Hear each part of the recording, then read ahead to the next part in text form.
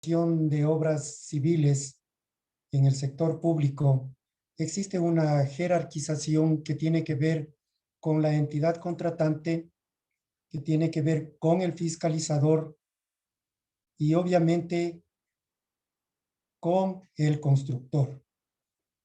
En este punto, yo debo manifestar que el fiscalizador es un elemento clave. Yo diría la persona que logra dinamizar y también es el facilitador, como yo digo, del proceso de la ejecución del objeto de la contratación pública. La contratación pública puede ser una obra en sí o puede ser lo que llamamos también la consultoría. Por eso es que decimos que es el nexo importante entre la entidad contratante y el constructor.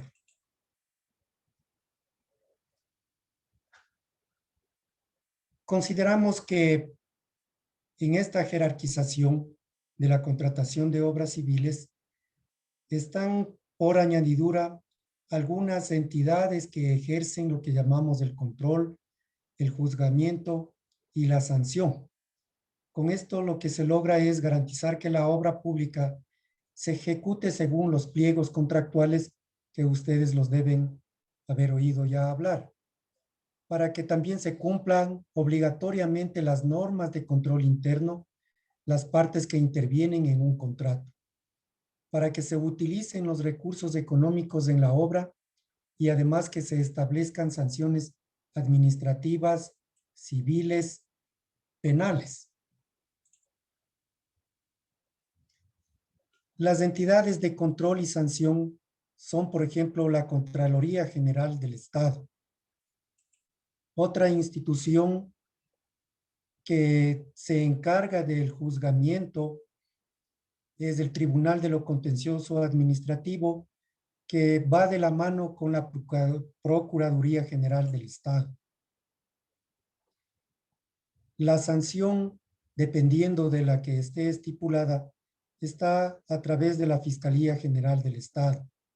Ustedes deben haber oído hablar que generalmente la sanción en este caso es, pues, además de pagar multas, es realmente la prisión. A esto es a lo que nosotros llamamos las sanciones de carácter penal.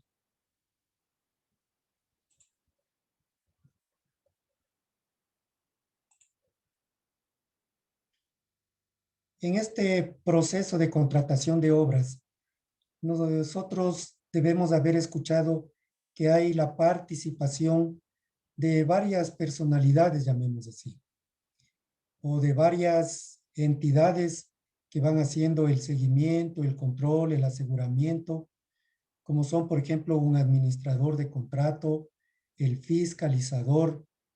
En ocasiones, estas dos instancias pueden ser externas, es decir, que son contratadas por la entidad contratante.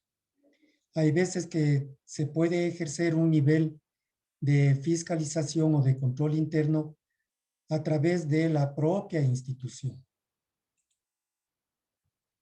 Aquí yo les quiero comentar que cuando se tiene que ver con la fase que nosotros conocemos como de las planillas,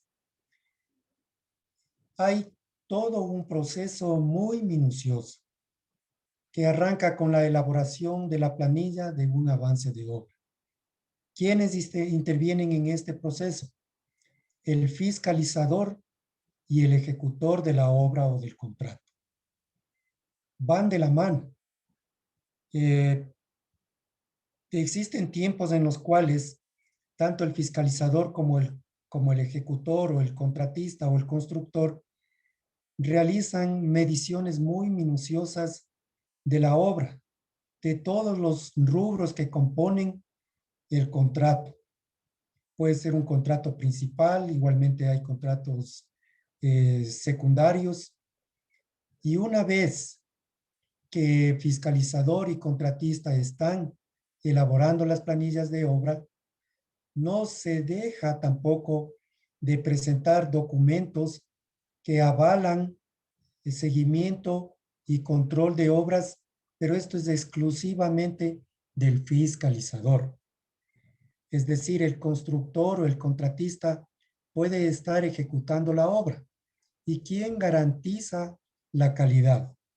El fiscalizador. ¿Cómo garantizamos eso? A través de un control de la obra, a través de un seguimiento. Por eso es que en los proyectos grandes, sobre todo, el fiscalizador prácticamente está, no digo camuflado ni confundido, está siendo parte de la ejecución de los trabajos con el constructor. ¿Por qué razón? Porque ya lo vamos a ver más adelante. Hay que dar cumplimiento a lo que está estipulado en los pliegos, a lo que está en el contrato. Entonces, en el proceso este de elaboración de las planillas, se tiene que emitir un informe del avance de obra. El avance de obra quiere decir lo realmente ejecutado, que hay que contrastarlo con aquello planificado.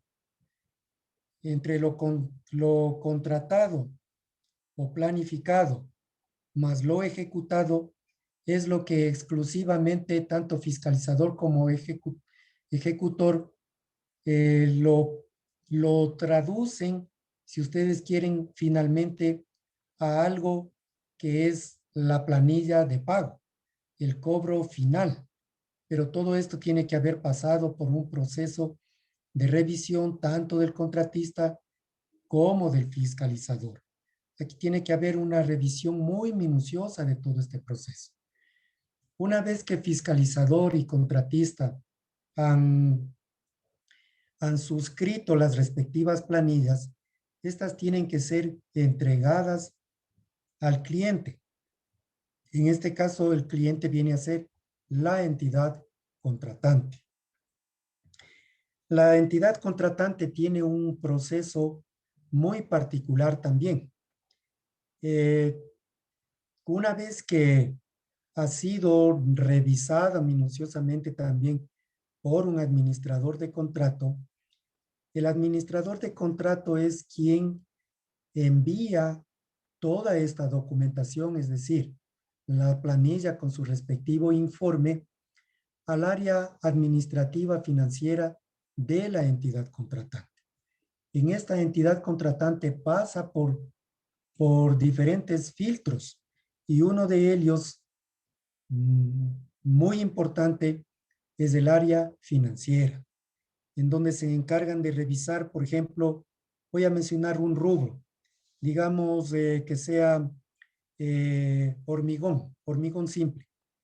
El hormigón simple, ustedes saben, su volumen es en metros cúbicos, pero tal vez alguien digitó metro cuadrado. Entonces no tiene ninguna relación una unidad de volumen con una unidad de área.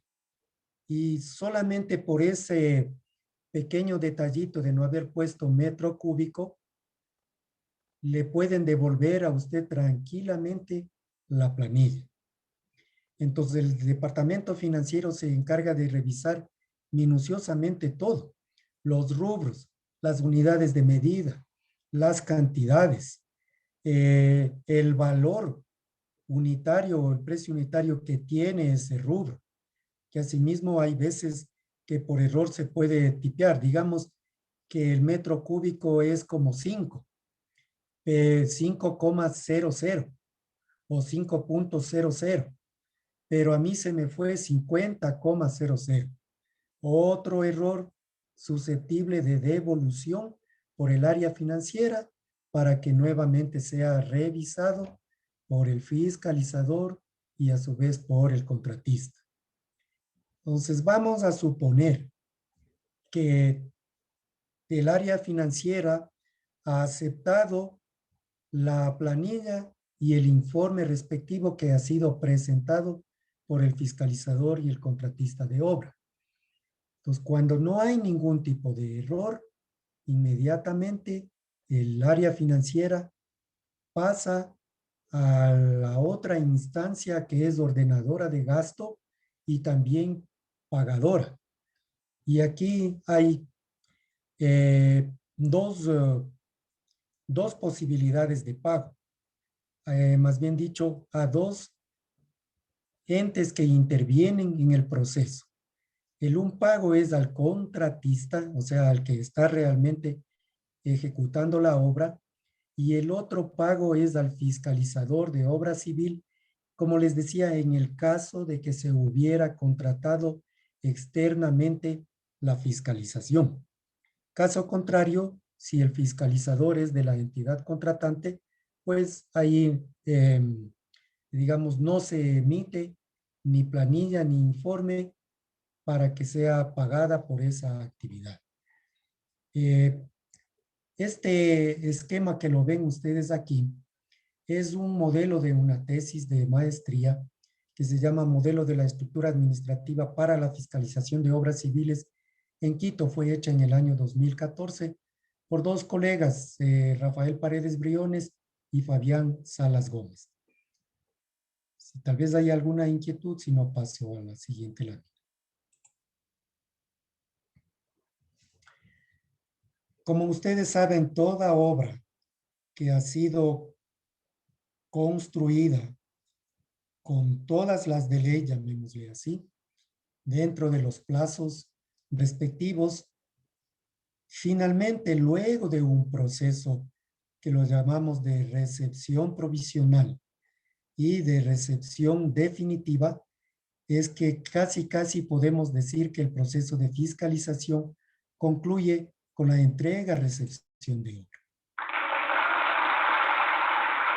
Ahí todos participan de los aplausos, cortan la cinta y todos los homenajes necesarios. Este es un proceso también que nos lleva a hacer algunas verificaciones. Cuando hablamos de una obra terminada, puede ser que sí efectivamente se haya concluido la obra y en consecuencia se pasa a un proceso final que es la liquidación, la inspección de los delegados al lugar de la obra, la elaboración y suscripción del acta de entrega-recepción. ¿Quién ejecuta esto? Generalmente estos informes están a cargo del fiscalizador, que lo remiten, como les decía yo antes, al administrador de contrato y a su vez a las autoridades respectivas de la institución contratante, que puede ser un gerente, un director de obras públicas, según las autoridades máximas que hayan también suscrito el contrato.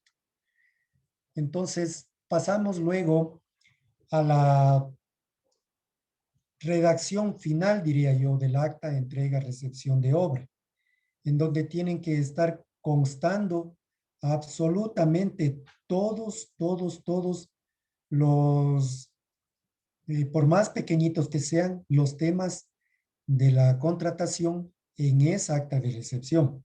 Si hubo cantidades de obra adicionales, si hubo contratos complementarios. La liquidación económica es muy importante. Es probable que en algún rubro no se haya ejecutado lo que estaba planificado, pero no porque faltó de hacerse, sino porque a lo mejor se sobredimensionó la cantidad de obra. Puede pasar en los proyectos, así como también no se consideraron rubros y hubo la necesidad de algún contrato complementario. Todo eso se hace constar. La fase de la recepción provisional también. Puede ser que hayan existido observaciones ahí y esas observaciones se recogen en un documento que se llama un checklist, llamémosle así, en donde están constando inclusive los responsables de hacer esas correcciones, eh, los tiempos en los cuales tienen que hacerse esas correcciones. ¿Por qué hablo de responsables? Porque digamos que en un proyecto, como ustedes saben, hay la participación de varios profesionales.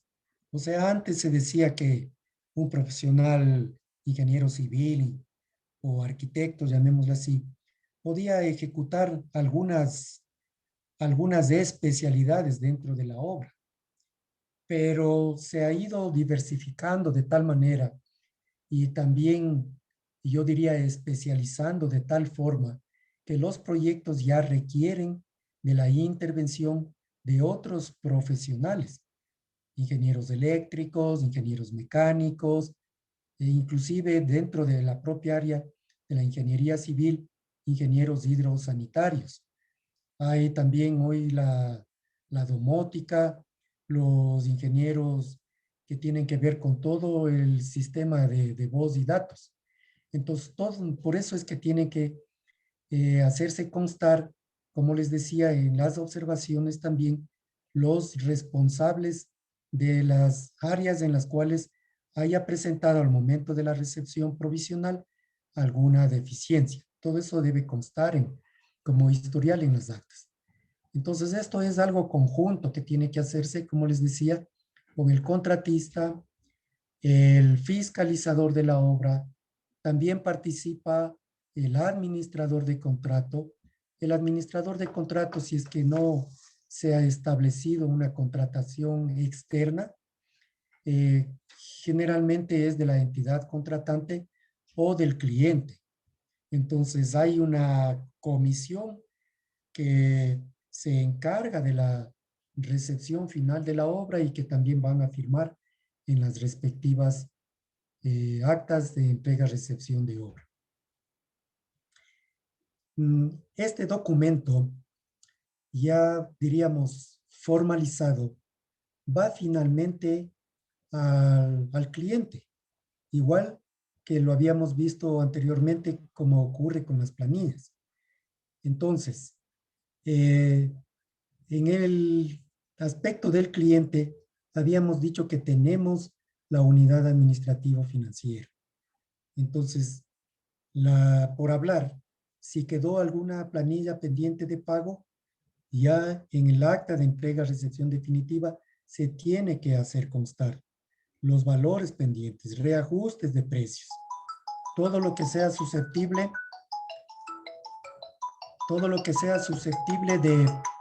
de pagos tiene que hacerse constar en esa acta. Finalmente,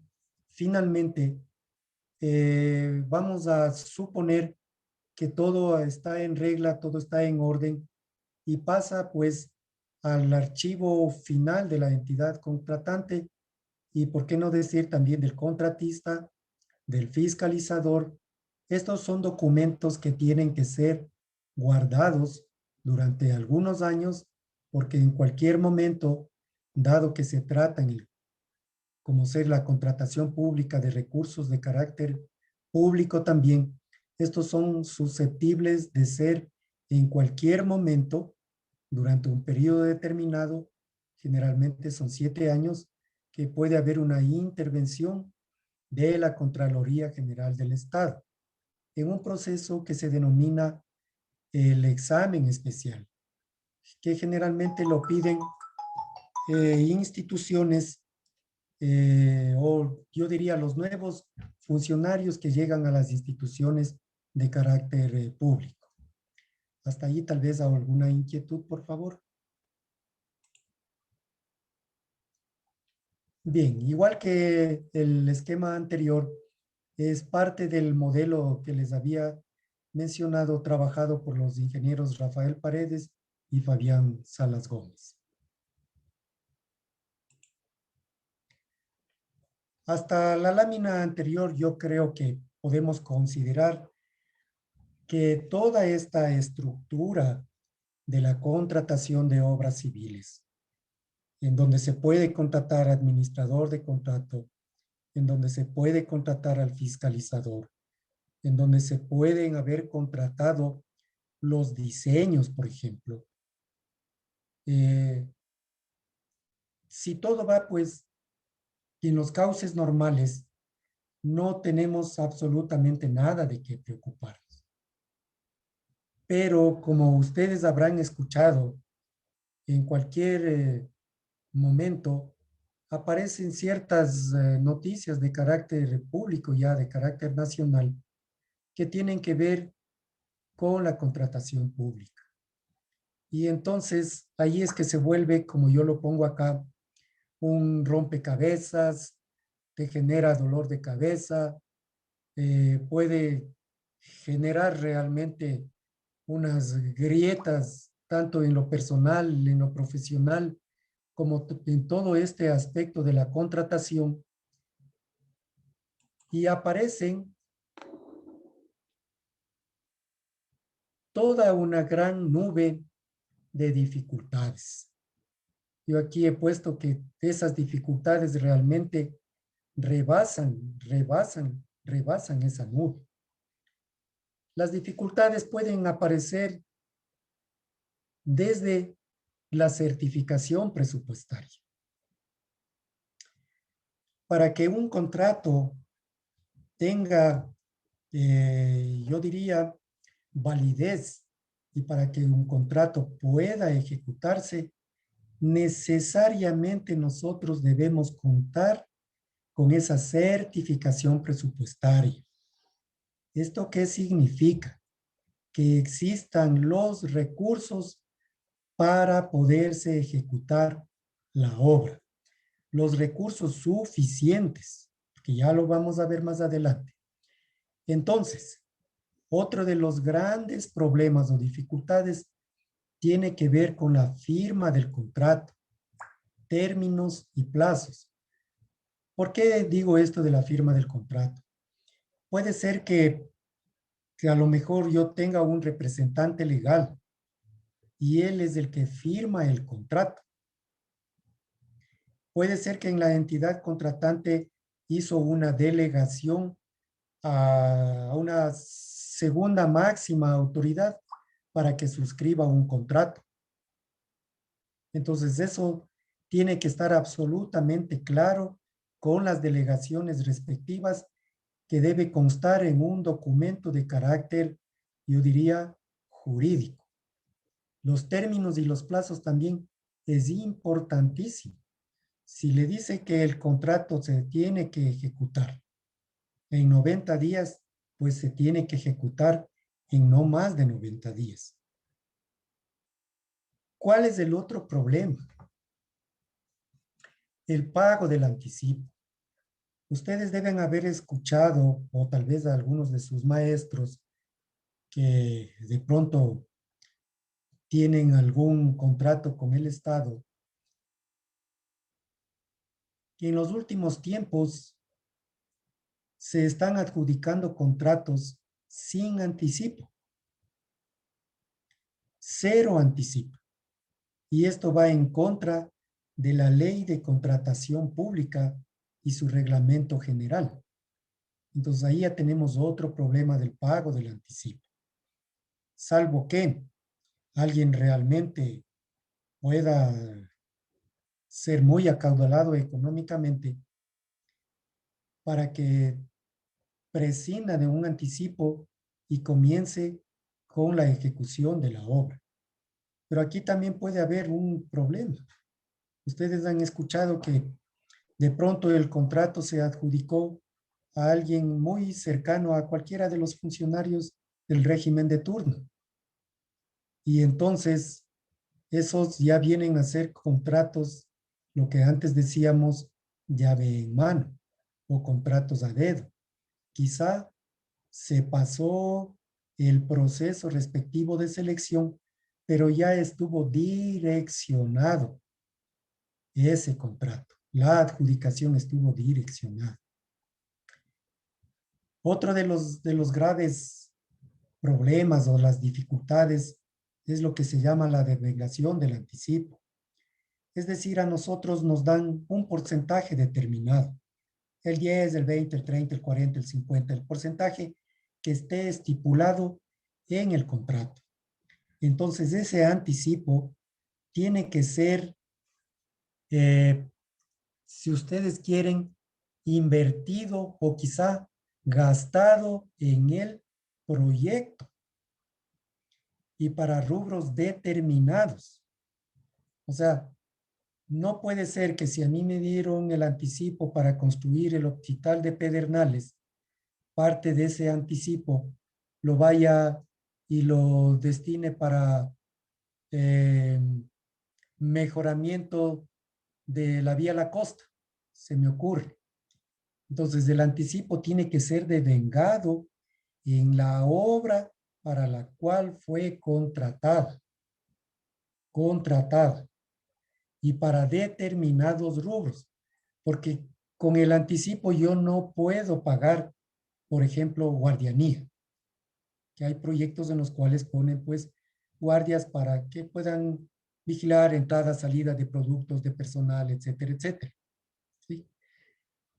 Esa devengación del anticipo tiene que ser para bienes, que pueden ser equipos, maquinarias, repuestos, para servicios, que puede ser el mantenimiento, por ejemplo. Otra de las dificultades viene a ser el pago de planillas. Como ya habíamos visto en las dos láminas anteriores, sobre todo la primera, en el caso del pago de planillas, puede convertirse en un vaivén, a ratos que ya rebasa inclusive los términos de la cordialidad, porque me regresó solo porque se me ha ido de más la coma, porque no puse metro cúbico, se me fue metro cuadrado, porque al final tenían la planilla que pagarme 500.03 y pues no es 500.03, sino 500.003 y solo por eso me devuelve. Les había dicho que cuando la Contraloría General del Estado interviene en todos los proyectos de carácter público, sea de construcción de obras o sea de consultoría, esos dineros tienen que estar, pero al centavo, como se suele decir comúnmente. Al centavo tienen que salir. Entonces, el pago de planillas puede revertir este problema. Esta otra dificultad es el reajuste de precios. Entonces, puede ser que el fiscalizador eh, se le pasó de revisar bien el reajuste de precios y a lo mejor no se presentó la planilla con el respectivo reajuste de precios. Esto es complicado porque el contratista puede reclamar varias veces y ahí sí van oficios, digamos, oficios van, oficios vienen y a la final esos son dineros, como les decía yo, que cuando estamos en la fase de las recepciones provisionales de obra, más aún en las recepciones definitivas de los proyectos, tiene que constar absolutamente todo. Y si yo no pagué, por decir, estamos en el mes de mayo y ya he tramitado la planilla del mes de abril. Entonces, en el mes de abril ya tengo un reajuste de precios. Puede haber existido variación en el acero, en el cemento, pongamos la mano de obra. Entonces, ya existe una variación. Como tenemos los respectivos coeficientes, con eso uno calcula el reajuste de precios que va a ser susceptible para esa planilla. Entonces, si yo me olvidé como fiscalizador de hacer el reajuste de precios y más aún hacerlo constar en las planillas, a lo mejor presento yo en el mes de julio el reajuste de precios de la planilla de abril, pero ahí el contratista me va a cobrar con intereses. ¿Quién paga esos intereses? La entidad contratante. ¿Y a quién le deberían cobrar esos intereses? Al que se olvidó, en este caso el fiscalizador. Y tengan por seguro que la Contraloría General del Estado, en las revisiones minuciosas que hace, va a detectar quién fue el que omitió. Puede ser el contratista que omitió, pero al fiscalizador no se le debe escapar. Si se le escapó al contratista y al fiscalizador, no se le tiene que escapar ese detallito, entre comillas, al administrador de contrato si es que lo hubiere. ¿Cuáles son las otras dificultades? Mire, tenemos largas. Por ejemplo, rubros nuevos, órdenes de cambio. Esto tiene que ver con diferencia de cantidades. Esto ha pasado generalmente. Hemos oído que para un proyecto determinado, puede ser de consultoría o puede ser de construcción, dicen, tenemos $4,000, lánzale, súbele al portal, ya se adjudica, ¿no? Pero el momento de la ejecución de la obra, vemos que se necesitan eh, nuevos rubros. Entonces hay veces que dicen, ya, o sea, lancémoslo y luego lo vemos ya en la ejecución, hacemos el contrato complementario, bueno, hay más cantidad de volúmenes de excavación, a lo mejor de desalojo. Aquí no estuvo considerada esta estructura metálica, es necesario la estructura metálica. Entonces ahí ya tenemos rubros nuevos, órdenes de cambio, diferencia de cantidades, los contratos complementarios y ya peor si son los panas. Entonces no te preocupes, ahí ya lo hacemos, lo subsanamos. ¿Cómo lo vamos a solucionar? Con los convenios de pago. ¿Qué quiere decir esto de los convenios de pago? Recuerden que yo les había hablado de una certificación presupuestaria, es decir, que tiene que haber el dinero que cubra exactamente la obra que fue contratada. Pero si ya voy a tener nuevos rubros, ese presupuesto que inicialmente tenía me va a alcanzar, no me va a alcanzar. Pues ya voy a tener dificultades en la ejecución. Quieren acudir a los convenios de pago. Esto no es que no se lo haya hecho, se lo ha hecho. Y, y a través de los tiempos, diría yo. Pero estos convenios de pago, yo le he puesto entre signos de interrogación, es algo que no se lo debe hacer. Eso es algo que está penado realmente. La Contraloría General del Estado no acepta que se firmen los convenios de pago. O sea, el convenio de pago significa que a lo mejor yo te voy a pagar, no sé, en 3 partes se me ocurre, porque voy a llegar a un acuerdo, a un convenio de pago. Entonces, por eso inclusive lo he puesto en rojo. Es algo que no se debe hacer. ¿Alguna pregunta, por favor, tal vez ahí? Ya, continúo. Habíamos visto que es muy importante la entrega-recepción de obras. En la entrega-recepción de obras, entre la recepción provisional y la recepción definitiva, generalmente está estipulado 6 meses, si es que son los contratos de construcción. Si fueran los contratos que hemos estado hablando de consultorías, ahí pues solo rige una sola recepción, es decir, hay recepción única.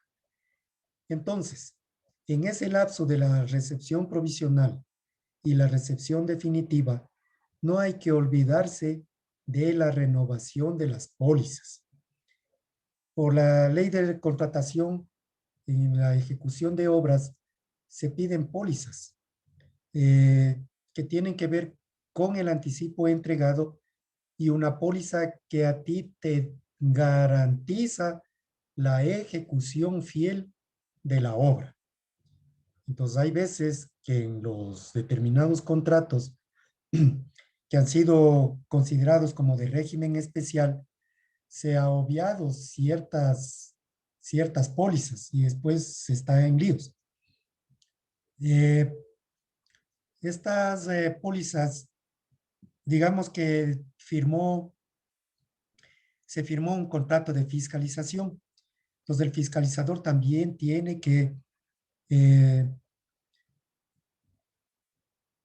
primero con alguna aseguradora, porque esa es la otra dificultad a veces, con una aseguradora confiable, obtener esas pólizas. ¿Por qué digo confiable?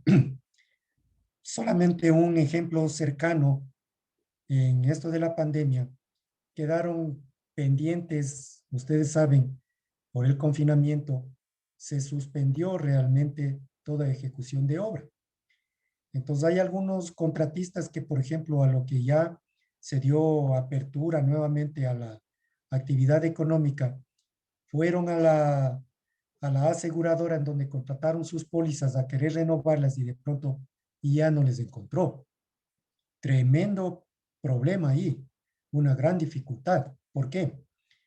Porque la entidad contratante está pendiente realmente de los plazos, de los tiempos en los cuales tienen que renovarse esas pólizas y envía notificaciones a la aseguradora a- para que realice la renovación de las pólizas por los montos. En el caso de la de fiel garantía, que es un 5%, ese monto no varía, pero sí el anticipo, porque el anticipo es un valor que se lo va descontando cada vez en las planillas que uno va presentando y van siendo a su vez aprobadas y pagadas por la entidad contratante. Entonces, han dado esos casos de que ya no les encuentran a las aseguradoras. ¿Qué tiene que hacer el contratista en este caso? Pues eh, hacer un proceso, digamos, con un abogado, eh, poner en conocimiento de la autoridad respectiva, que en este caso puede ser un gerente, un director y el administrador de contrato, para que se tome en cuenta y sea pues recibida las nuevas pólizas por los montos que estaban vigentes con una nueva aseguradora. Y estos son procesos que toman tiempo. No es que a veces a usted lo entregan en 2 días, en 3 días.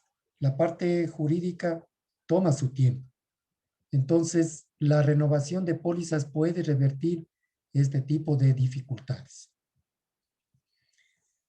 La otra dificultad que se da es cuando se llegan a tener conflictos de carácter contractual. Puede ser de la construcción, puede ser de una consultoría, y ahí los conflictos tienen dos caminos: la terminación unilateral del contrato, o TUG que le he denominado yo, o la terminación de mutuo acuerdo, TMA, que también le he puesto estas siglas. No hay más. Esto por la ley de contratación pública. Y esto revierte en no pocas dificultades. Una terminación unilateral de contrato con el sector público puede tomar meses. La terminación de mutuo acuerdo también puede tomar, yo diría, menor tiempo que la terminación unilateral. Pero estos son procesos que requieren de mucha, entre comillas, prolijidad y de mucha investigación, porque no es fácil llegar a una terminación unilateral. La terminación unilateral para el contratista lo declaran primero contratista fallido. Pasa a la lista negra, como se dice, de la Contraloría General del Estado. Y también pasa al registro del Servicio Nacional de Contratación Pública. Entonces, es bien complicado y no puede contratar por al menos 5 años. Dense cuenta lo que es estar fuera de circulación 5 años. La terminación de mutuo acuerdo es más sencilla. Toma menor tiempo. Esto quiere decir que de lado y lado las cosas van bien. Es fácil llegar a esta terminación de mutuo acuerdo. Con la contratación privada, llamémoslo así, es mucho más sencillo esto, porque si a lo mejor Nicolás me contrató a mí para hacer un adoquinado y digamos que es de una cuadra y yo he tenido dificultades y he hecho solamente la mitad. Con el Estado esto es bien complicado. pero como con la institución privada esto es mucho más fácil.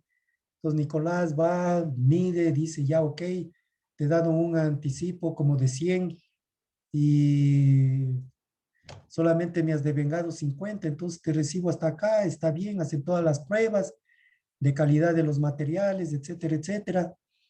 Y bueno, me tienes que devolver los otros 50. Entonces ya, ok, Nicolás, gracias por la ayuda, pero sabes que hubo un feriado bancario y no tengo para devolverte inmediatamente. Pues ahí sí puedo yo pues, firmar un convenio de pago con él, que no es lo mismo firmar un convenio de pago para el Estado, con el Estado, con los recursos del Estado. Eso es bien complicado. Entonces, en la contratación privada es mucho más fácil. ¿Por qué? ¿Por qué es difícil la contratación pública? Porque tenemos unas normas de control interno de la Contraloría General del Estado. Estas normas de control interno están orientadas para el fiscalizador, para el jefe de fiscalización, para el director de fiscalización, para el supervisor de la obra civil. Es decir, para todos los profesionales que intervienen en un proyecto. Y recuerden que un proyecto tiene también componentes de carácter ambiental. Los grandes proyectos eh, se emite una licencia ambiental y esa licencia ambiental es fuerte realmente. Si hay incumplimientos, pueden llegar a paralizarte totalmente el proyecto. Entonces, las normas de control interno son realmente bien fuertes, me refiero a las de la Contraloría General del Estado. Otra de las dificultades es que en el camino pueden darse lo que estamos llamando, o lo que yo les llamo las reformas flash, o sea, esas que nos aparecen de un momento a otro, las reformas a las leyes, a los reglamentos, a las codificaciones. A veces hay nuevas normativas, como por ejemplo ustedes deben haber hablado o oído ya la firma electrónica. Hay que hacerse un estudio de mercado. En el Código Orgánico Administrativo pueden ustedes revisar el artículo 15 que habla de un principio de responsabilidad y también el artículo 138 que hay una razón de recepción de lo que significan las obras que se contratan con el Estado, sean las obras físicas, o sea, las de construcción, como las otras que tienen que ver con los proyectos, que estoy hablando de las consultorías. Hasta ahí alguna inquietud, por favor.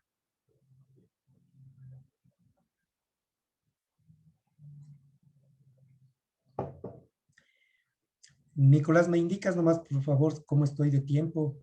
Por mí no hay dificultad. Ahora, es importante que frente a todas estas dificultades y a este escenario que lo hemos visto, hay una propuesta que para mí es clave, que tiene que ver con una gestión interrelacional, que para mí es como el conjunto universo cuando hablamos en esto de la matemática de conjuntos o la lógica matemática.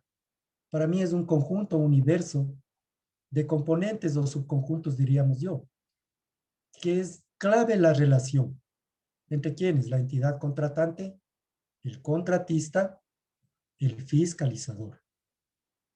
Es asimismo súper fundamental que se demuestre conocimiento y calidad. Y asimismo, en este conjunto de interrelaciones, hay que mantener un entendimiento y un compromiso. Aquí el entendimiento es en el buen sentido.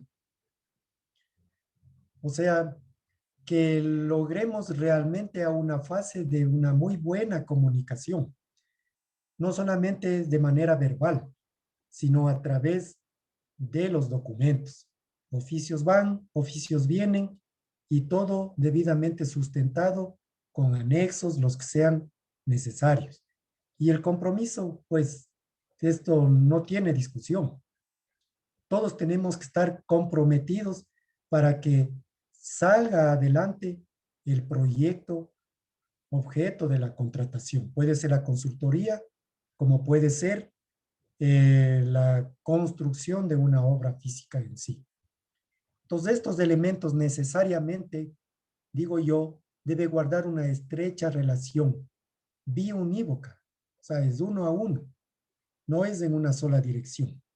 El accionar no es aislado. O sea, aquí no puedo decir que porque yo como fiscalizador soy la autoridad, a mí me tienen que buscar. Hay veces que uno tiene que salir de la silla, de esa comodidad e ir hacia el constructor. Por eso es clave que podamos tener una muy buena interrelación. Gestión interrelacional, contratación pública de obras civiles. Entonces, es clave la relación. Entidad contratante, fiscalizador, constructor, todos tienen que demostrar conocimiento, calidad y todos deben remar en la misma dirección, no en direcciones contrarias. Por eso el compromiso, por eso el entendimiento.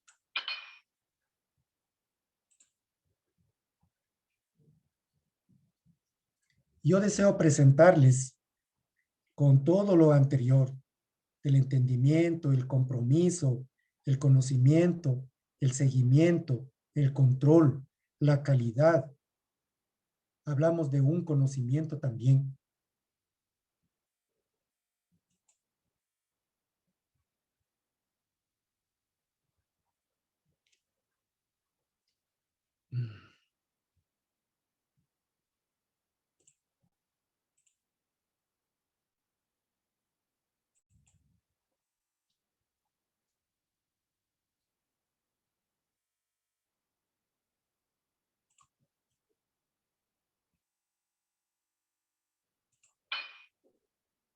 Disculpen.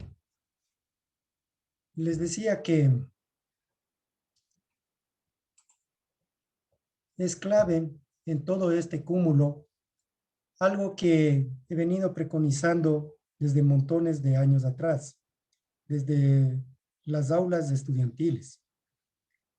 En la formación mía hablaban los maestros muy poco de la ética profesional, muy pocos. Y como asignatura nosotros teníamos legislación, pero más legislación laboral. Y ya en la práctica, quienes comparten con nosotros el equipo de trabajo, albañiles, maestros mayores, a veces están más enterados que nosotros, los profesionales, de la legislación laboral. Hay otras profesiones de donde se habla de una deontología, es decir, de la normativa. Y hay otras profesiones en que pasa como, entre comillas, desapercibido. Por eso es que, con el debido respeto de todos ustedes, no es con ninguna alusión a nadie tampoco, sino que simple y llanamente quiero pues traer a colación que es importante la ética profesional. Como lo decimos acá, el conjunto de normas y principios que las personas aplican en el día a día en la actividad profesional que la van ejerciendo. Y con esto no es que solamente es necesario que exista un código de ética. El Colegio de Ingenieros Civiles del Ecuador, en donde están más de 20 colegios provinciales, gremios provinciales, tienen un código de ética que está nuevamente siendo revisado para ponerlo e inclusive en los momentos actuales, como se dice, la nueva normalidad a propósito del COVID-19. Entonces, ese código de ética tiene que rebasar realmente, tiene que incorporarse, tiene que estar presente en el día a día de nuestro ejercicio profesional. Y más allá, como digo, de lo que uno viene trayendo desde la cuna. que nuestros padres sí nos dan valores, principios morales, éticos. Y es por esto que podemos hablar, en el caso de la ética profesional, ustedes pueden consultar, ahí está la fuente, significados.com. Solamente yo he rescatado lo que dicen estos 9 ejemplos prácticos: competencia profesional, manejo responsable de la información, secreto profesional, respeto entre colegas, la inclusión como práctica cotidiana, ética financiera, comportamiento honesto, responsabilidad social, cuidado del medio ambiente. Todas son importantes, todas, absolutamente todas. La inclusión es un elemento muy importante, muy importante. Como les decía, la responsabilidad también. El cuidado del medio ambiente, igual. Yo he podido estar en proyectos en los cuales profesionales recién salidos de las universidades ya están en calidad de fiscalizadores, por ejemplo. Entonces, sin haber pasado, como decimos, un proceso de haber estado más en contacto con la construcción misma, ya están de fiscalizadores. Y después es lamentable cuando ya interviene la Contraloría y son los primeros, me refiero a los colegas recién graduados sin mayor experiencia, los que son señalados por la Contraloría General del Estado. Si uno es funcionario público, la sanción administrativa puede ser, en el peor de los casos, la destitución del cargo. En el caso más desfavorable, que nunca más lo vuelvan a contratar en la entidad pública. El caso más doloroso para todos, para las familias, es cuando hay una sanción de carácter penal. O sea, ya vas a la cárcel, te confiscan los bienes, las cuentas también te congelan, o sea, no puedes mover un solo centavo, queda la familia en un total estado de indefensión. Claro, eso pensando en que realmente se va a aplicar de manera justa aquella sanción luego de haber sido objeto de un juzgamiento con todos los procesos legales apegados a derecho. Entonces, yo aquí pues la reflexión para ustedes, estimados colegas, es que debemos realmente dar ese salto cuando ya nos sintamos realmente preparados para ellos. Yo he comenzado así desde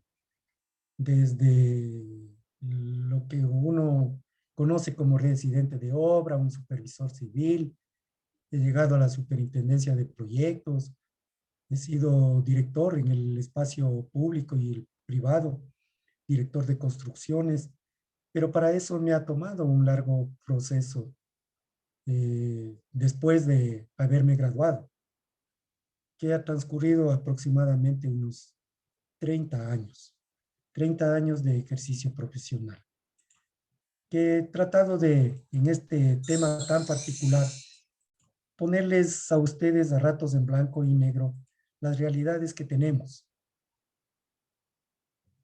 Y me tienen pues a la orden en cualquier momento que ustedes así lo requieran. Ahí tienen pues mis números de teléfono, Nicolás, Jaguí también lo conocen. Y quiero pues agradecerles a ustedes por estar atentos a esta conversación. Quisiera llamarla así en el momento que ya pues pueda responder a sus preguntas o si alguien tiene alguna experiencia particular que de pronto ya la tiene en el campo previo al ejercicio de la profesión, con todo gusto. Muchas gracias. Adelante, estimado Nicolás. Muchas gracias a ti, Raúl. La verdad, como hemos venido diciendo todas estas charlas, son temas que no se dan en pregrado y que ya si no nos encontramos en obra, no nos encontraremos nunca. Y es una buena oportunidad para que los estudiantes más que nada sepan a qué se van a enfrentar cuando se gradúen. Es más, o sea, más de lo común, más del 80% de ingenieros civiles van a tener que toparse con contratación en algún momento de su vida. No solo ingenieros civiles, también ingenieros en minas, arquitectos, geotécnicos, todo el mundo se va a encontrar con alguna contratación en un punto de su vida profesional. Y entender justamente las diferencias, semejanzas que existen entre procesos públicos, procesos privados, nos va a facilitar mucho más el tiempo, economizar costos, ser mucho más eficientes. Pues bueno, o sea, ahorita no tenemos ninguna pregunta, pero este video va a estar subido justamente igual y compartido para los miembros del capítulo estudiantil. Si es que surge alguna pregunta, te la hago llegar y pues con todo gusto estamos abiertos a una respuesta. Y pues igual, todo el contacto tuyo va a estar igual pendiente, colgado dentro del video.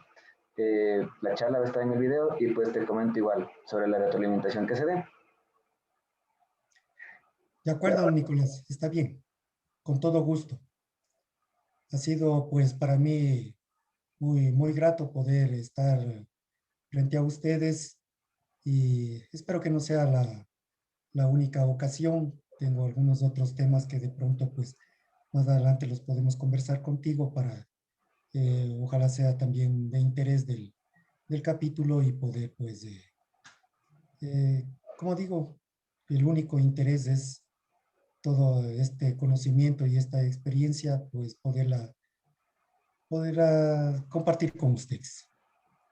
Sí, con todo gusto estamos abiertos a cualquier otro evento que se preste. Y como un anuncio para terminar la charla, justamente igual los que no revisen aún el grupo de WhatsApp del capítulo, pues les comento que se va a abrir el fin de semana unos cursos sobre uso de la plataforma Ushai para contratación pública, justamente las bolsas de empleo que están buscando pasantes de ingeniería civil o graduados de ingeniería civil están buscando un montón de gente con conocimiento en plataforma Ushai y en sí con dirección de costos, planillaje, todo ese tema.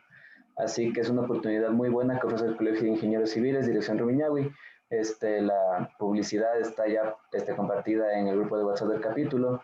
Inscríbanse con todo gusto, es el fin de semana y pues bueno, les esperamos. Y nuevamente, Raúl, muchas gracias por tu tiempo y por aceptar venir a la charla. Muchas gracias, Nicolás. Gracias a todos. Muy buena tarde, cuídense, que les vaya bien en todo lo que emprendan. Muchas gracias, Raúl. Buena tarde con todos. Hasta luego.